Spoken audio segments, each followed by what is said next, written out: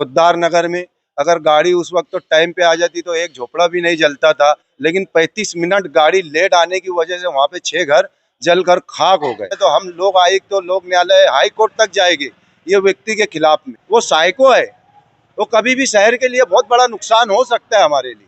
जानवर भी तो ठीक है, जानवर से बदतर जिंदगी गुजार रहे वहां पर, लेकिन वहां पर अभी लोग बताओ कैसे रहने के लिए जाएंगे कि 30-30 40-40 फीट खड्डा करके वहां से मट्टी निकाल कर उसके बेचा जा रहा है। Welcome back to Marhaba kids mall Islampura Malegaon. बच्चियों में कॉटन डिजाइन पे नया कलेक्शन ऐड हो चुका है और इसी तरह के कलेक्शन के लिए विजिट कीजिए मरहबा किड्स मॉल इस्लामपुरा मालेगांव। मानव समाचार, मानवता के हक में। हम आज आए कारपोरेशन महानगर पालिका मालेगांव आयुक्त तो साहिब से जो 12/6/2025 को अपने सहायक आयुक्तों के ऑफिस में जो घटना घटी, अग्निशमन के अपने संजय पवार जो माहिती अधिकार व्यक्ति को जो माँ बहन की गाली दी है, इसके लिए हम निवेदन देने आयुक्त साहब को आए थे कि ऐसे व्यक्ति को हमेशा के लिए निलंबित करना चाहिए, सस्पेंड करना चाहिए।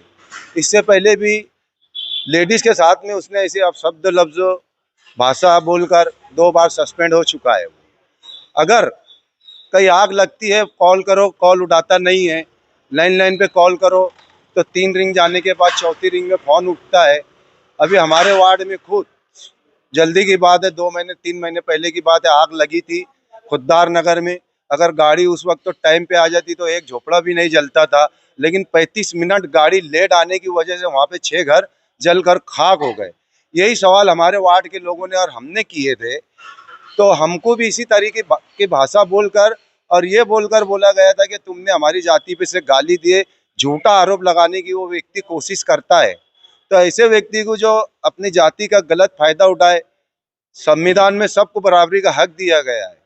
मेरा बोलना यह है कि अगर अब की बार 2 बार और वो निलंबित हो चुका है, अब की बार अगर उसको ड्यूटी पे आता है तो हम लोग आयुक्त तो लोक न्यायालय हाई कोर्ट तक जाएंगे ये व्यक्ति के खिलाफ में कि ऐसा व्यक्ति मालेगांव शहर महानगर पालिका में नहीं चाहिए।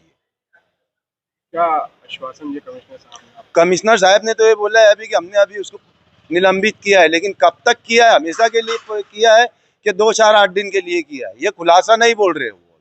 और अगर वो व्यक्ति आता है तो फिर हम लेटर देंगे, निवेदन देंगे, भूख हड़ताल पे हम बैठ जाएंगे। हमने FIR रत्नागिरी में हुई है, बॉम्बे में हुई है, औरंगाबाद में उसके खिलाफ में FIR हो गई है।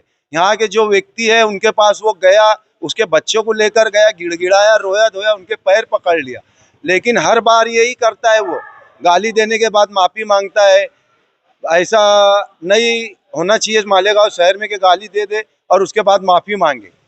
वो उसका मेडिकल सर्टिफिकेट चेक कराना चाहिए, उसने मेंटली सर्टिफिकेट लिया है, मेंटली सर्टिफिकेट है उसके पास। वो साइको है, वो कभी भी शहर के लिए बहुत बड़ा नुकसान हो सकता है हमारे लिए।